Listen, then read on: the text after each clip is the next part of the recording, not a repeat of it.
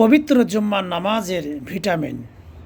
জুম্মার নামাজ কেন এত দামি হলো, কেন এত শ্রেষ্ঠ হলো, তার দিক নির্দেশনায় আল্লাহ তাআলা সুবহানাহু ওয়া তাআলা কী করলেন,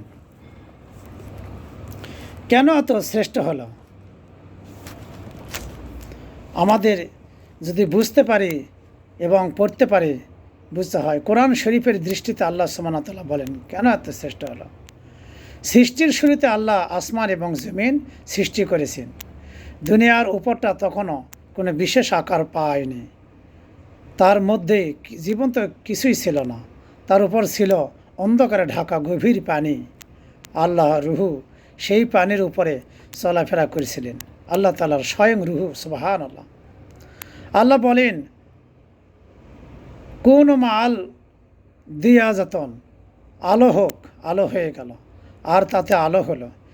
কি দেখলেন তা চমৎকার হয়েছে। তিনি অন্ধকার থেকে আলোকে আলাদা করে আলোর নাম দিলেন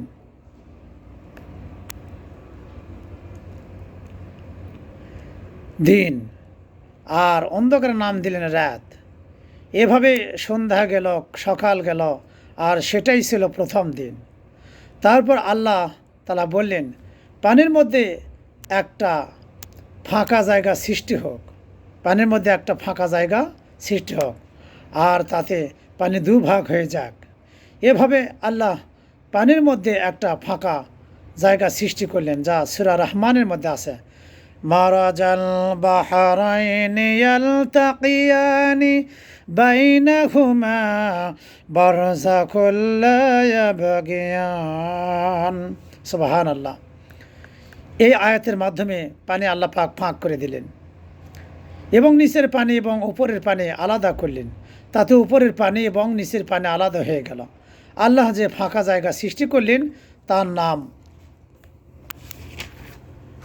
নাম দিলেন আসমান। ফাঁকা জায়গার নাম দিলেন আসমান। এভাবে সন্ধ্যা গেল, সকাল গেল, আর সেটাই ছিল দ্বিতীয় দিন। এরপর আল্লাহ বললেন আসমানের নিচের সব পানি এক জায়গায় জমা হোক এবং শুকনা জায়গায় দেখা দিক। আর তাই হলো আল্লাহ তাআলার সেই শুকনা জায়গার নাম দিলেন জমিন। আল্লাহ পাক বলছে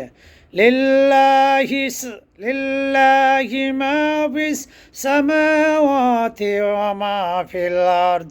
আল্লাহ পাক আসমান এবং জমিন সৃষ্টি করে দিলেন। সেই দিকে আল্লাহ পাক লক্ষ্য করে বলতেছেন যে এই পৃথিবীটা আমি জমিন বানায় দিলাম, জমিন হয়ে যাও। আর সেই জমা হওয়া পানির নাম দিলেন সমুদ্র। আর তাই হলো আল্লাহ তাআলা সেই শুকনা জায়গার নাম দিলেন ভূমি, আর সেই জমা হওয়া পানির নাম দিলেন কি সাগর বা সমুদ্র। আল্লাহ দেখলেন তা চমৎকার হয়েছে, এখানে আল্লাহ পাক খুবই চমৎকার হওয়াছেন। তারপর আল্লাহ বললেন ভূমির উপরে ঘাস গজিয়ে উঠুক। তামাম পৃথিবীতে যতগুলো ঘাস আছে, গাছগাছালি আছে, সমস্ত আল্লাহ পাক একদিনই তৈরি করলেন। সুবহানাল্লাহ। আর এমন সব শস্য শাক সবজির গাছ হোক যাদের নিজের নিজের বীজ থাকবে, জমির উপর বিভিন্ন জাতের ফলের গাছও গজিয়ে উঠুক, সেগুলো তাদের নিজের নিজের ফল ধরবে। বিভিন্ন জাতের গাছ আল্লাহ পাক তৈরি করলেন। আল্লাহ পাক রব্বুল আলামিন বলেন ওয়াস-সামারাতি রিজকাল লাকুম।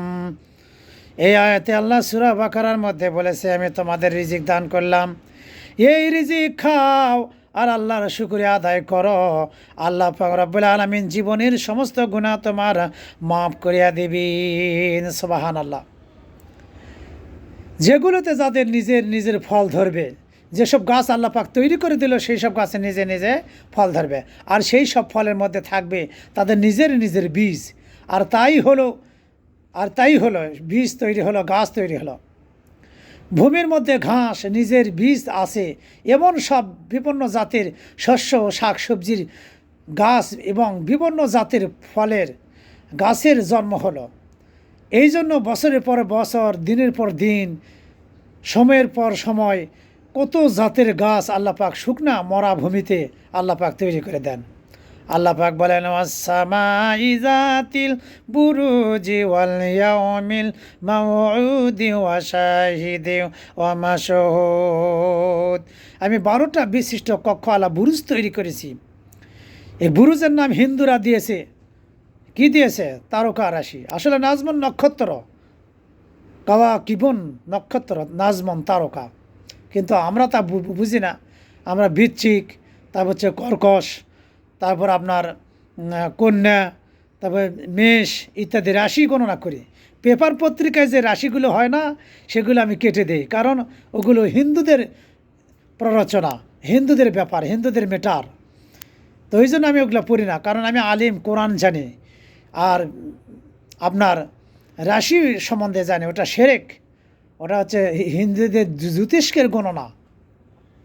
আর সেই সব ফলের মধ্যে তাদের নিজের বীজ ছিল। আল্লাহ দেখলেন তা চমৎকার হয়েছে। এভাবে সন্ধ্যা গেল, সকাল গেল, আর সেটাই ছিল পৃথিবীর 3 নম্বর দিন, 3 নম্বর দিন। এবারে 4 নম্বর দিন।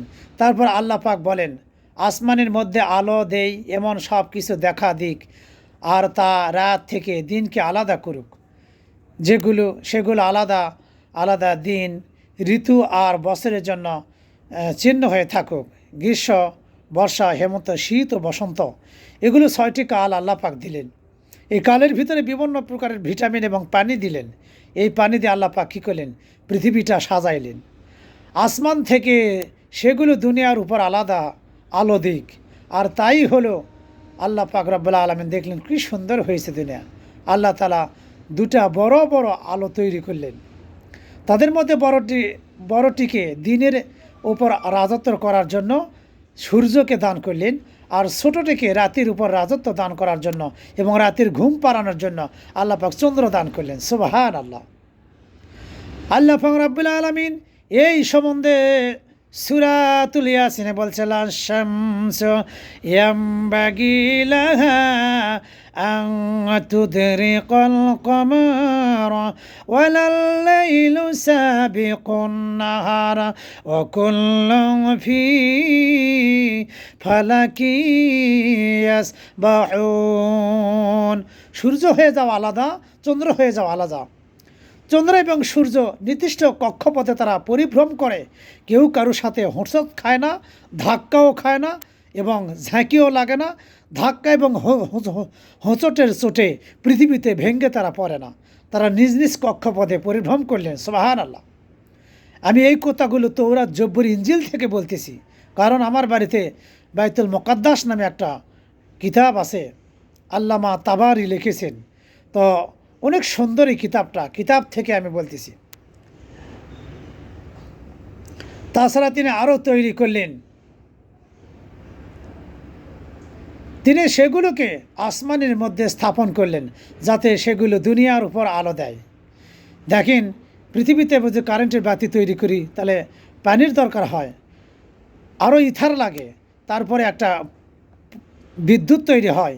এই বিদ্যুতের মাধ্যমে আমরা সুইচ দেই বোর্ডে এবং সুইচ টিপি, বেড সুইচ করি, মেন সুইচ করি, কাট আউট করি, কত কী লাগে, তার মাধ্যমে একটা আলো জ্বলে। আর আল্লাহ পাকের কোনো বেড সুইচ নাই, মেন সুইচ নাই, কাট আউট লাগে না, সুইচও টিপা লাগে না। সূর্যের ভিতরে গ্যালনে গ্যালনে তেলও ব্যবহার করে না। সূর্যটা হচ্ছে দুজকের এক টুকরো। এই টুকরো আকাশের উপর দিয়ে পার হয়ে যায়। এই সূর্য না থাকলে মানুষ কাপড় কীভাবে শুকাইবে, কীভাবে মানুষ ধান শুকাইবে, কীভাবে মানুষ সরিষা শুকাইবে, বিভিন্ন জাতের প্রোডাক্টস, খাবার, ভিটামিন আল্লাহ পাক আমাদের মুখে উঠাইয়া দিবেন। এই জন্য সূর্যের আলোর দরকার আছে। সুবহানাল্লাহ। যাতে করে দুনিয়ার আলো পায়, দিন ও রাতের উপর রাজত্ব করে আর অন্ধকার থেকে আলোকে আলাদা করে রাখে। আল্লাহ দেখলেন তা চমৎকার হয়েছে। এভাবে সন্ধ্যাও গেল, সকালে গেল, আর সেটাই ছিল 4th দিন। সুবহানাল্লাহ। তারপর আল্লাহ পাক বলেন, পানি বিভিন্ন প্রাণীর ঝাঁকে ভরে উঠুক, বিভিন্ন ঝাঁকের প্রাণী ভরে উঠুক। আর দুনিয়ার উপরে আসমানের মধ্যে পাখি উড়ে বেড়াক। এটা তো আসল কথা। এই যে সমুদ্রের ভিতরে ডিশের লাইনে, ডিসকভারের চ্যানেলের ভিতরে দেখা যায় হাজার হাজার কোটি কোটি মাছের পোনা ডিম ছাড়িয়ে বাচ্চা প্রসব করেছে। এগুলো যখন টেলিভিশনের মাধ্যমে দেখা যায় তখন কী যে মজা লাগে। এই টেলিভিশন দেখা হালাল এবং ফরজ, না দেখলে গুনাহ হবে। কারণ আল্লাহ পাক সমুদ্রের ভিতরে কোটি কোটি প্রাণী সঞ্চার করে দিয়েছেন।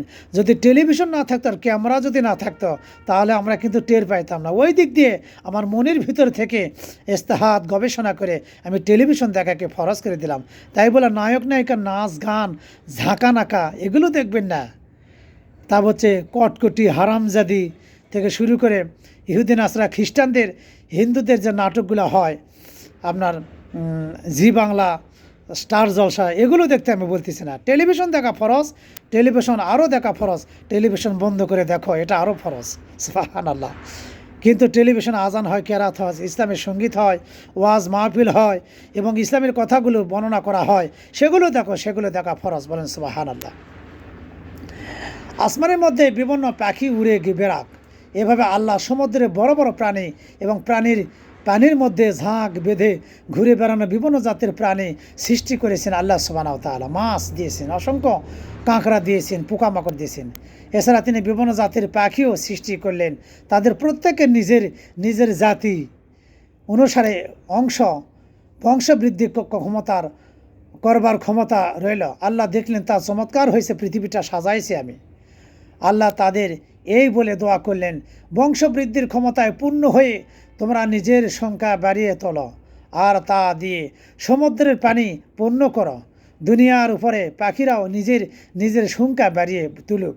এভাবে সন্ধ্যাও গেল, সকালও গেল, আর সেটাই ছিল পৃথিবীর পঞ্চম দিন। সুবহানাল্লাহ। তারপর আল্লাহ পাক রব্বুল আলামিন মাটি থেকে এসব প্রাণীর জন্ম হোক, যাদের নিজের নিজের জাতকে বাড়িয়ে তুলবার ক্ষমতা থাকবে।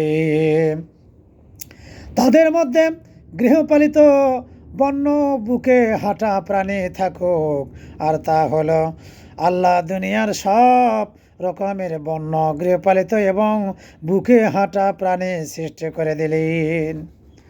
চতুষ্পদ প্রাণী গরু, বকরি, কাউ, গট, ফারাসন, ঘোড়া ইত্যাদি তৈরি করে দিলেন। এদের সকলের নিজের নিজের জাতকে বাড়িয়ে তুলিবার ক্ষমতা রইল। আল্লাহ তাআলা দেখলেন তা চমৎকার হয়েছে। ওয়াস সামা ইজাতিল বুরুজ, আকাশ থেকে এগুলো ফয়সালা করলাম।